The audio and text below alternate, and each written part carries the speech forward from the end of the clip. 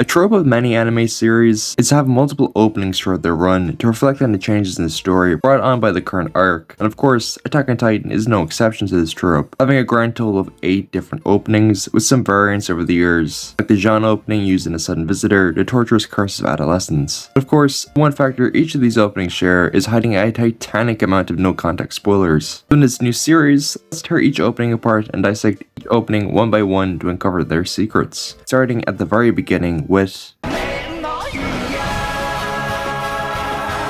just like episode 1, we begin in front of Wall Maria as it's blown away by a blinding light, presumably caused by the insurmountable force of Bertolt's Colossal Titan's kick, which sets the title ablaze with crimson flames, like the song's name, that are quenched by the appearance of chains binding the Eldians within the walls to the island of Paradis, protected from the outside world. These chains come to a halt as the camera pans up above Wall Maria, bringing us to the battlefield, presumably in Titan territory, as the main cast stands amidst the bloody battlefield with fallen ODM blades and bloodied Scout Regiment flags buried under rubble front and center. As for the main cast, we move in from the left with Sasha just barely out of frame, Reina, Bertolt, and Annie hold together, with Armin and Eren in the front, as well as Jean, Connie, and Mikasa behind them. We transition through a sword blocking the camera to a close-up with Connie mirrored for some reason, and the main trio shaded by a crimson glow to reflect those lost in the heat of battle, which is especially common in the early episodes of Attack on Titan. We're moved to the next scene by the side of a building as the Titans breach the walls of Shiganshina, with blood splattered across the scene, and the embers of fire blowing in the wind, presumably as a result of the Colossal Titan's intense body temperature. Another building throws us into the following scene with more Titans invading Shiganshina as the wreckage of the wall burns around them, with a layer of blood splattered across the screen, becoming much thicker as the death toll of the fallen district rises. The blood clots transition us into the cadets assembled in a courtyard, presumably in Trost, but with the addition of a statue in the HQ courtyard, which also parallels Pixis' speech, although with Eren on the ground, it most likely isn't the alcoholic atop the wall. After Eren, Connie, Marco, Mina, Franz, Jean, and Tom finish saluting, the cadets spring to action from atop the wall towards 2 Titans roaming the streets of Trost, which transitions into a slideshow of artwork from the manga, starting with Bertolt's Colossal Titan. Although the debris surrounding the Titan's face could be interpreted as the wall Titans emerging from their century-long slumber, this is followed by a quick burst of Japanese text over heavily edited manga panels, starting with the text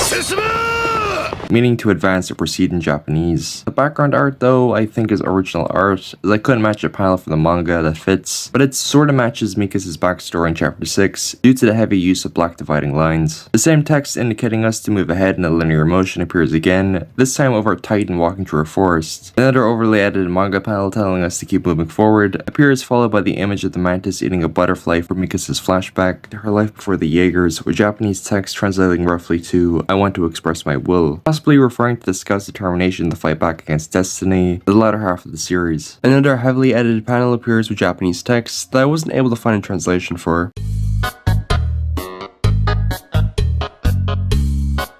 which is followed by a panel of a pure-blooded female Titan, more overly edited manga panels with Japanese text that says pig, which links to the idea of humanity within the walls being akin to livestock getting slaughtered, which also appears over a panel of a pure Titan peeking into the Trost headquarters as the soldiers barricade themselves inside. After the burst of manga panels, we're presented with chunks of Wall Maria being blown away, with more Japanese text translating to livestock, again referring to humanity being trapped like cattle within the walls. Lost prosperity, possibly referring to the hidden origins of the walls, and the island of Paradis as a whole, but could also refer to coping presented by the Order of the Walls, who believe that the Eldians are better off hiding within the walls. We cut to Eren using his ODM gear mid-air amidst the wreckage of Wall Maria, with even more Japanese text translating to dead wolves. A synonym used to describe the bloodthirsty determination of soldiers from the walls, and a close-up of Eren fittingly stating freedom in Japanese. As Eren raises his head, colors begin to return to the opening as the cadets spring into action against the Titan, beginning with Jean, followed by Annie, who's overshot by Mikasa, following Eren as he takes down a Titan, bringing us the cadets atop the walls, setting cannons in place as a horde of Titans approaches the wall, which is replaced by the scouts firing the Titans in the Trost HQ basement, and a blinding light of the cannon firing atop the wall. Finally, Eren sprints through a cloud of steam created by the second appearance of the Colossal Titan in Trost. The scene fades into the Scout Regiment's flag blowing in the wind as John does a slow-mo Matrix-esque backflip in a dark void as an army of cadets leap into the air to take back the walls from a horde of Titans. The barrage of images and scenes from the show are overlaid with one another to bring the opening to a close. Starting with a look at the true origins of the walls, cover of volume 1, Carla Jaeger looking shocked at the Diana Fritz Titan, Eren getting eaten by the Santa Titan, Mikasa pulling Eren out of his nape and Trost, me finding Marco's body, with Mikasa beginning to slash a Titan midair, followed by Jean and Sasha doing the same, and the cadets getting massacred by Titans. Followed by the Titan from Eren's dream in episode 1, Bertolt breaching Shiganshina, Eren using ODM gear I think, kinda hard to make out. Followed by Bertolt's colossal Titan transformation,